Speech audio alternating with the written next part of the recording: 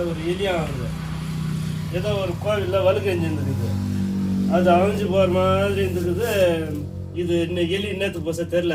அது திசல் தின்னத்துக்கோ இல்லை எண்ணெய் பிச்சு போகிறதுக்கு போசோ என்ன தெரில. இல்லை அது எப்படி ஓடிச்சோ அந்த வழுக்கு வந்துட்டு நல்லா எஞ்சிக்குது.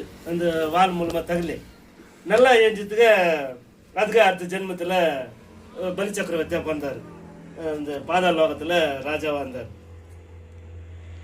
எலி ஒன்றும் எலி வலு காய்ச்சி போச்சம்மா. வழுகு எஞ்சிச்சு. வால் தகிலி கோவில்ல வழுகு எஞ்சின்னு இருந்துக்குதுப்பா. அது அழிஞ்சு போற மாதிரி இருந்துச்சான். அந்த எலி அந்த அப்ப போய்க்குது.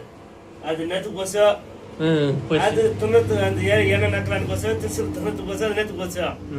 அது போனாக்க அந்த வால் தகலி என்னவோ அந்த வழுகு திசு கொஞ்சம் நல்லா இடத்தள்ளி நல்லா எரிய ஆரம்பிச்சுது. வழுகு வால் தகிலி நல்லா எரியுது. அந்த வழுகு நல்லா எரி வச்சதுக்கோசரமே அடுத்த ஜென்மத்துல பலி சக்கரவர்த்தியா பிறந்தாரு பாதாள லோகத்துல. வழுகு இஞ்சத்தினால மனசனா வந்துட்டாரு.